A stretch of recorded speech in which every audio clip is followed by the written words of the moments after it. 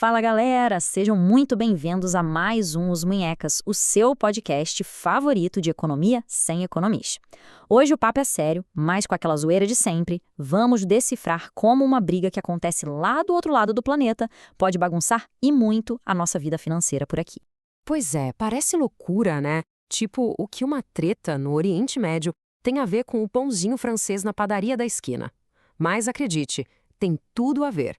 E a gente vai te mostrar que essa conexão é mais direta do que parece.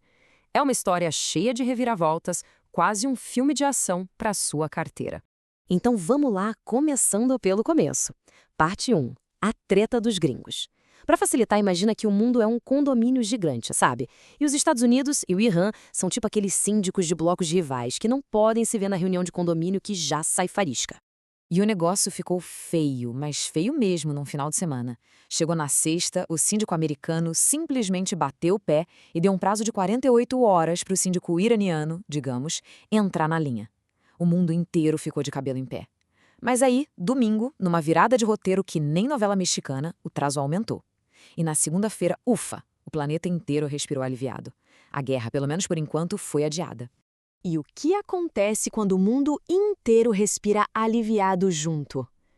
Aí, meu amigo, a gente entra na segunda parte da nossa história, a montanha-russa do mercado. É melhor colocar o cinto porque a chapa esquentou. E o primeiro looping dessa montanha-russa foi logo no preço do petróleo. Com medo de guerra, o preço tinha ido para a estratosfera. Mas com o alívio, ele não só caiu, ele despencou.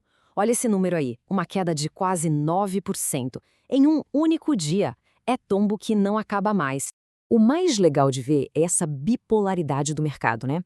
Na sexta-feira, era pânico total, modo medo ativado, petróleo lá em cima, todo mundo correndo pro ouro como se não houvesse amanhã, e as bolsas, coitadas, derretendo.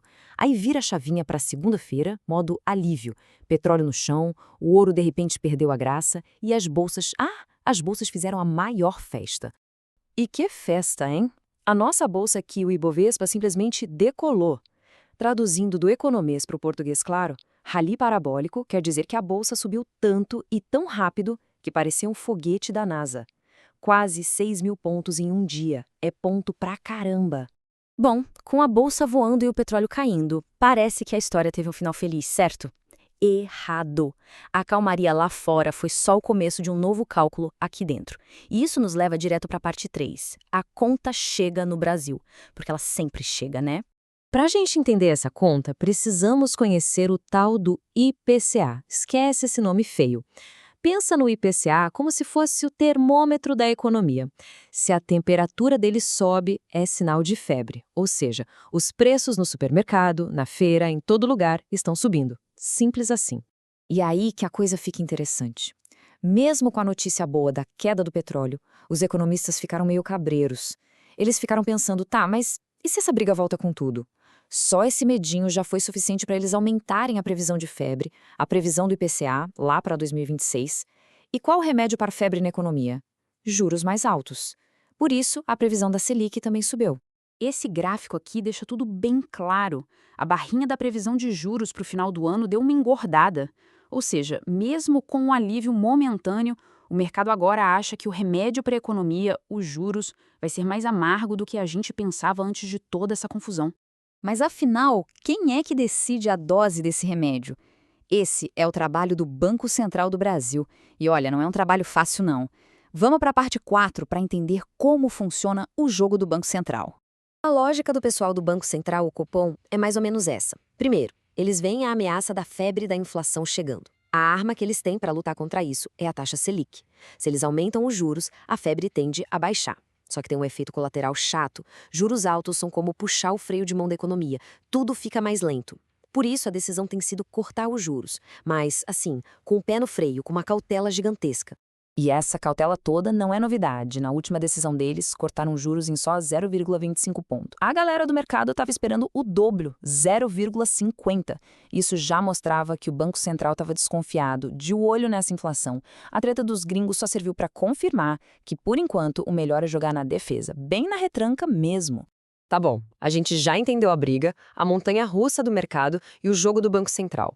Mas no fim do dia, o que tudo isso significa na prática? Chegamos na parte final, a mais importante, lições para o bolso. O resumão da ópera é o seguinte. Primeiro, uma briga lá longe, em Teherã, pode deixar o financiamento do carro aqui no Brasil mais caro. O mundo hoje é um ovo. Segundo, a inflação é teimosa, é grudenta, não vai embora com um simples sopro.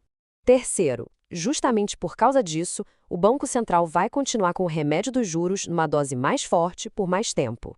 E por último, e talvez o mais importante, nunca duvide da capacidade do mercado de ir do caos total à euforia em questão de 48 horas.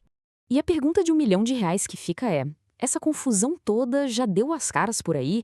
No preço da gasolina, na conta do supermercado? É um lembrete de que a economia global e a nossa vida estão amarradas de um jeito que a gente nem sempre vê de primeira. Valeu por ouvir, pessoal. Esse foi mais um Os Munhecas.